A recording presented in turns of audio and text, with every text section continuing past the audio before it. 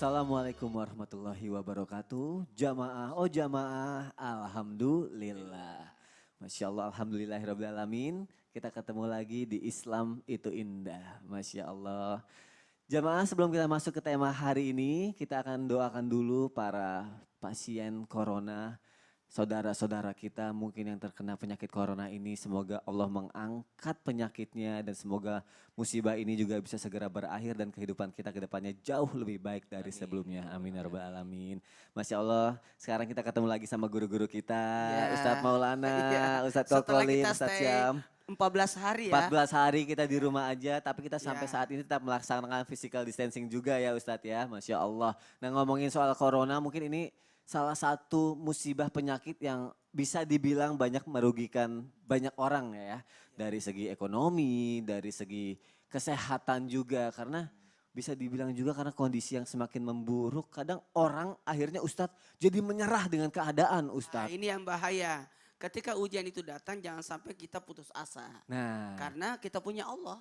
Masya Allah, kita punya Allah ya jamaah. Untuk itu kita belajar pagi hari ini sesuai dengan tema kita. Gak kenal nyerah walaupun dalam musibah. Masya Allah. Tetap semangat jamaah yang ada di rumah. Kita mulai pelajaran kita hari ini. Masya Allah, langsung aja deh. Saya mau nanya sama guru saya, Ustadz Kokolim. Ustadz. Ya, Hai ya, apa kabar Ustadz? baik Alhamdulillah. Ustadz di rumah aja dong dari kemarin. Ya, stay at home. Stay at home. Semua kegiatan ditunda semuanya. Masya Allah, karena kan mungkin keadaannya juga memang tidak memungkinkan untuk itu ya, bisa dibilang ini penyakit yang berbahaya lah. Tapi ini banyak orang yang bilang, ada beberapa orang ini bilang ini sebenarnya musibah biasa atau ini wabah gitu. Sebenarnya apa ini bedanya musibah dan wabah, dan dalam pandangan Islam sendiri pun ada perbedaannya nggak sih, dan kenapa Allah menurunkan musibah atau wabah ini ke muka bumi Ustadz Kokolim? Ya. Bismillahirrahmanirrahim. Assalamualaikum warahmatullahi wabarakatuh. Alhamdulillah, salatu wassalamu ala rasulillah, Sayyidina Muhammad ibn Abdillah wa ala sahbihi wa mawala. Ini luar biasa ya, tema hari ini sangat menggigit sekali, karena kita selalu mengangkat tema-tema yang sangat update, luar biasa ya. Ustaz Syam, Ustaz Maulana yang kau hormati, Bang Soni, sahabat baik Kokolim. Insya Allah Ustadz. Subhanallah ya, jadi musibah sama wabah itu ada perbedaan. Sementara wabah itu bagian daripada musibah, ya. Musibah, wabah bagian daripada musibah. Nah, musibah itu umum, ya. Sesuatu yang turun kepada manusia, ya, berupa bencana atau kejadian bencana atau malapetaka, itu namanya musibah. Dalam kamus bahasa Arab dijelaskan bahwa, ya kan, sesuatu yang menimpa kepada manusia yang tidak dia inginkan, itu adalah musibah. Sesuai sabda Rasulullah yang mengajarkan may yuridillahu bi khairan may yuridillahu bihi khairan yusib minhu. Jadi siapa ya Allah hendak kebaikan kepada dia, maka Allah beri dia ujian. Allah kasih dia musibah. Nah, tujuan dari musibah itu apa? Salah satunya bentuk kecintaan Allah kepada dia. Nah, maka dalam musibah ini bisa dikategorikan 3 macam musibah nih, ya. 3 kategori nih Ustaz Maulana. Kategori, Ya. 3. Kategori. Pertama, dia bisa berupakan namanya ujian. Ujian. Kedua, itu bisa dikatakan adalah peringatan, ketika itu azab. Nah, perbedaannya di mana dan fungsinya apa? Satu, dia bisa berupa pertama itu adalah ujian.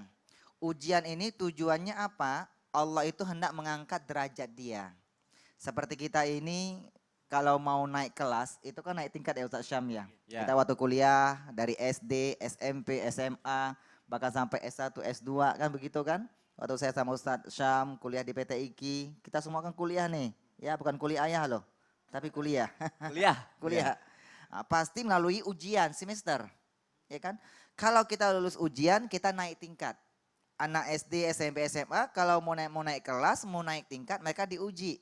Melalui lulus ujian, dia naik tingkat. Orang beriman juga sama, dia diuji. Fungsinya apa? Salah satunya Allah jelaskan di dalam surat Muhammad ayat 31. Apa kata Allah? Walana beluannakum hatta na'lamal mujahidina minkum wassabirin. Jadi kami akan benar-benar menguji kalian kata Allah. Tujuannya apa? Sehingga kami itu mengetahui mana orang-orang yang bersungguh-sungguh. Orang yang benar-benar berjihad dan mana orang-orang yang benar-benar sabar di antara kalian. Itu fungsinya. Allah tidak mengetahui siapa yang benar-benar berjihad, siapa orang yang benar sabar. Nah, itu satu ya, ujian. Makanya dalam surah Al-Ankabut ayat 2 ayat pertama Allah jelaskan, ahasiban nas ayat suruku ayyakul amanna wa hum la yuftanun. Apakah manusia mengira bahwa dia ditinggalkan begitu saja, dibiarkan sebelum mereka itu diuji oleh Allah Subhanahu wa taala. Pertama, orang yang beriman itu merupakan ujian. Lalu yang kedua itu peringatan. Kapan itu peringatan? Peringatan itu bagi orang kadang-kadang dia sujud, ya, kadang-kadang dia juga berbuat maksiat. Jadi kalau kita punya anak yang nakal itu dijewer lah tujuannya. Ya kan? Dalam surah Asy-Syura 21 Allah jelaskan itu, ya kan, Allah jelaskan wa ma asabakum min musibatin fabima kasabat aydikum wa ya'fu an katsir. Apapun musibah yang menimpa kepada diri kalian itu hasil perbuatan kalian. Tujuannya apa? Wa ya'fu an katsir. Allah hendak mengampuni sebagian dosa-dosa kalian. Jadi Allah tuh sayang, disentil sama Allah. Itu peringatan. Kalau kita mengatakan Islamnya STMJ. Sholat terus, maksiat jalan. Waduh, nauzubillah ya. Ya, sekarang taat tapi besok maksiat gitu ya. Lalu yang ketiga ini adalah azab. Kapan azabnya akan tertimpa? Kepada orang yang ingkar kepada Allah, orang yang tidak beriman kepada Allah, orang yang benar-benar tidak pernah sujud kepada Allah, bahkan selalu berbuat kejahatan. Tertimpa musibah itu azab dari Allah Subhanahu wa taala. Allah jelaskan dalam Al-Qur'an, walanuziqannahum minal azabil adna duna azabil akbar la'allahum yarji'un. Kami akan benar-benar menimpa kepada mereka itu merupakan azab, kata Allah. Subhanallah. Supaya mereka itu merasakan pedihnya azab di dunia sebelum datang azab di akhirat yang kekal. Berarti bisa dibilang, tadi Ustadz bilang wabah ini adalah termasuk dalam musibah. Musibah. Dan tujuannya adalah jamaah untuk mengangkat derajat kita juga, Betul. melatih kesabaran kita juga. Kita bener gak nih, kuat gak nih berjihad di jalan Allah. Betul. Dan juga ini termasuk dari azab itu juga ya Ustadz. Jadi wabah bagian daripada musibah. Musibah. Nah, jamaah berarti mungkin ada sisi positifnya dan negatifnya, tapi nanti akan kita bahas lebih lanjut lagi nih. Jadi tetap di rumah aja, tetap physical distancing juga. Ustadz Maulana, Iya. pemerintah sudah mencanangkan physical distancing, iya. tapi masih ada aja Ustadz yang kayak, Masih ada aja namanya ngeyel ya. ya itu dia, Ngeyel, jadi ya. kayak ngeremehin, aduh Iya. musibah kayak gini ntar juga hilang. Sebenarnya aku pertanyaannya gini, nih ya jamaah disimak ya. Resiko dan bahayanya nih apa nih Ustadz buat orang yang ngeyel seperti itu? Resiko dan bahaya bagi orang yang ngeyel sudah diberikan aturan tapi dia tetap maksain. Iya, maksain di luar. Baik, begini. Bismillahirrahmanirrahim. Allahumma shalli ala sayyidina Muhammad wa ala sayyidina Muhammad. Allahumma sholli. Jamaah yang dimuliakan oleh Allah, terima kasih banyak yang mungkin garda terdepan lagi bantuin kita. Ayolah kita bantuin negara kita dengan cara ikuti aturan yang sudah diaturkan demi keselamatan buat kita semua. Dan ini juga bukan saja langsung diperintahkan, memang sudah ada di aturan dari WHO ya, Ya, WHO. Badan Kesehatan Dunia. Ya. Baik, kalau berbicara tentang hari ini adalah tanggal 12 Sya'ban 1441 Hijriah, 18 hari lagi menuju Ramadan. Masya Amin. Allah, Tak terasa amin. ya. Nggak Kalau ada yang kerasa. mau puasa, bagusnya puasa hari ini sampai hari Kamis. Karena besok sudah Ayyamul Bid. Baik jamaah yang dimuliakan oleh Allah, kalau berbicara tentang bagaimana, apa sih resiko jikalau orang, nah, resiko dan bahayanya. Ini langsung saya sampaikan nih. Resiko, sudah dikatakan jangan mudik. Ya. Jangan mudik dulu. Pokoknya salatnya di rumah dulu. Ya. Sekolahnya bekerjanya. Jangan pernah menyalahi aturan. Karena semua yang sudah diaturkan itu demi kebaikan kita. Aturan itu sebenarnya untuk kebaikan kita. Jikalau kita menyalahi aturan yang sudah ditentukan, maka akan berdampak apa? Menimbulkan penyesalan. Biasanya ini penyesalan datang setelah terjadi. Aduh, kenapa saya tidak ikut Ya. pemerintah? Aduh, akhirnya jadi seperti ini deh. Nah, ini bisa jadi cuma gara-gara satu orang bisa merembet jadi 200 orang. Yang kena nauzubillah. gara-gara, maaf ya saya katakan, kalau bisa ikuti aja. Jangan sampai kita pulang kampung bukan malah menyelesaikan masalah tapi menambah masalah. Mungkin maaf ya, keluarga kita di kampung, di daerah, mungkin maaf tanpa mengenyampingkan, bisa jadi mereka tingkat untuk apalagi Penularannya. kesehatannya tidak seperti dengan yang di kota. Oh, iya. Justru kita yang datang ke kampung justru membuat jadi terjadi Jadi malah tertular di sana ya. tertular. Karena kenapa? Kenapa tertular? Ini menyesal karena faktor dua sebenarnya, amarah. Amarahnya yang tidak, pokoknya saya tidak mau, pokoknya saya bisa. Wah ini nih bahaya. Ya. Bahkan yang termasuk adalah jangan sampai ibadah kita diikuti oleh nafsu.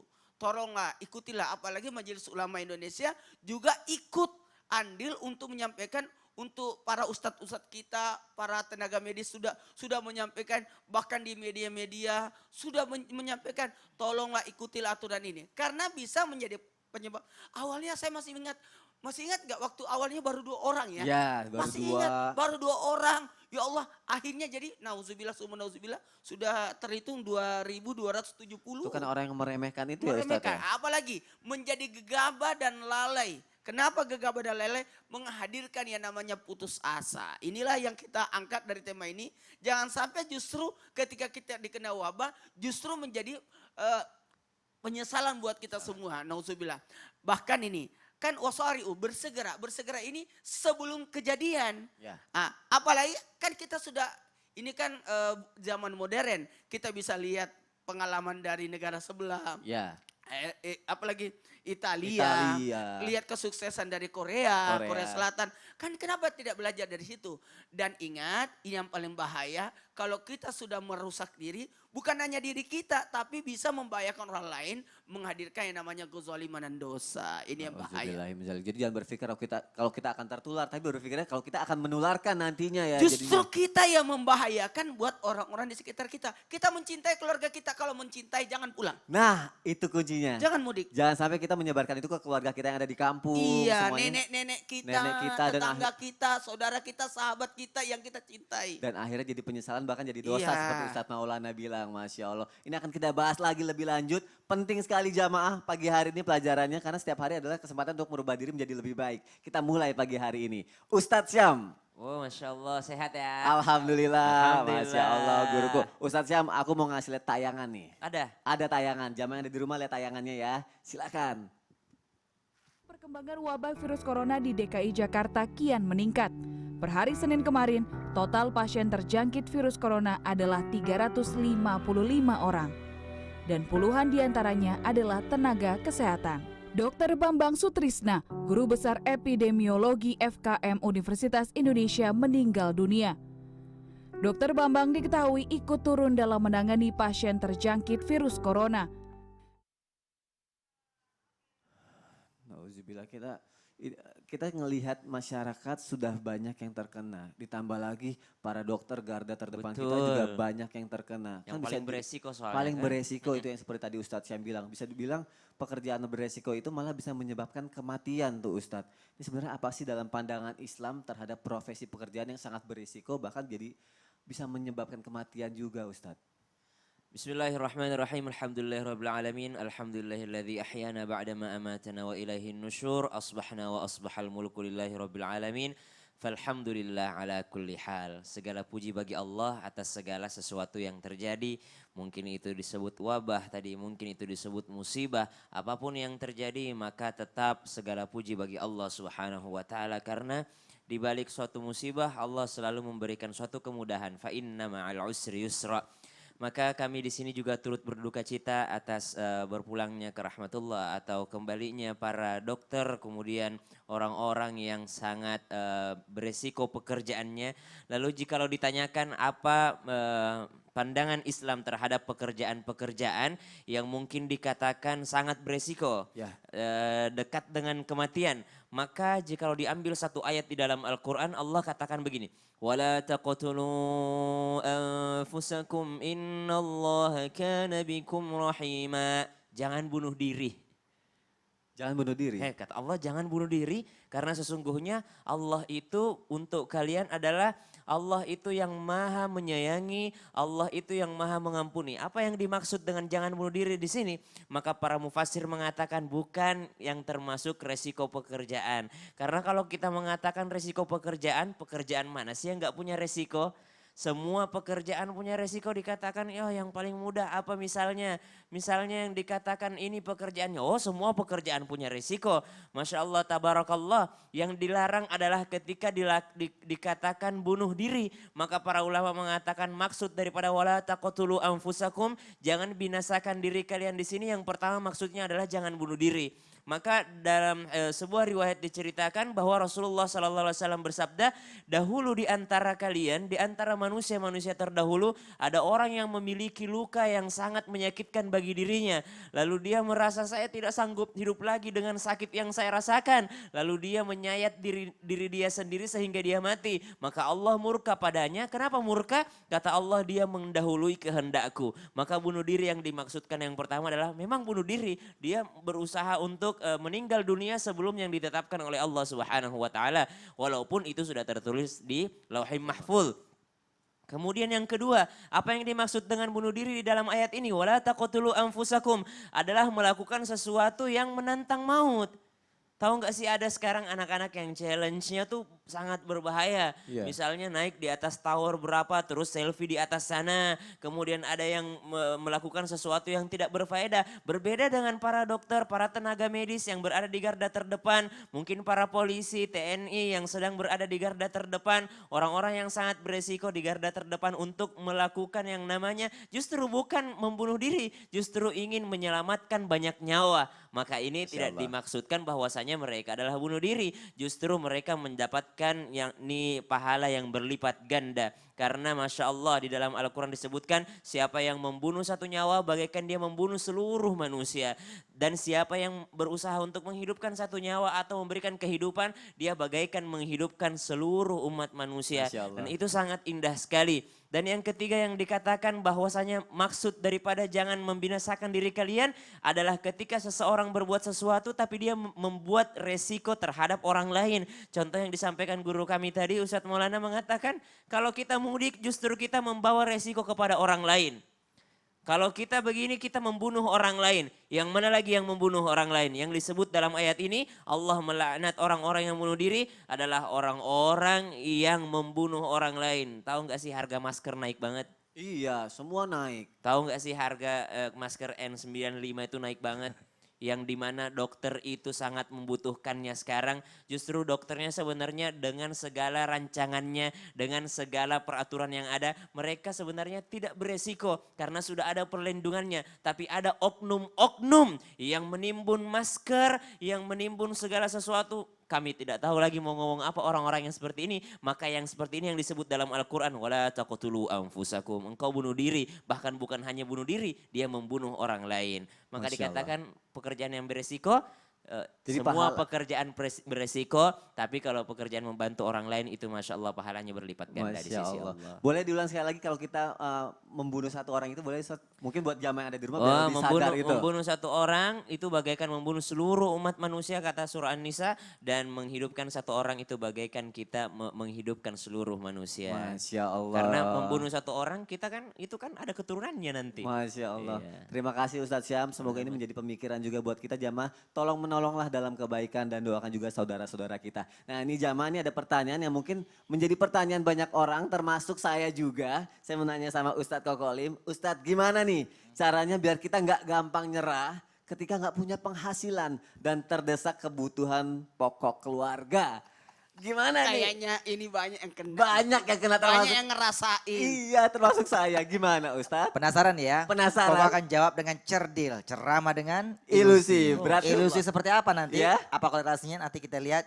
Jangan kemana-mana dan Nah, jangan pindah channel. Jamaah pokoknya. jangan kemana-mana, tapi sebelumnya kita selalu mengingatkan untuk jangan lupa doakan saudara-saudara kita yang terkena musibah ini. Semoga Allah angkat penyakitnya, Allah hentikan wabah ini dan kehidupan kita menjadi lebih baik daripada sebelumnya. Masya Allah jamaah jangan kemana-mana, tetap di Islam itu indah. Jamaah, oh jamaah, alhamdulillah.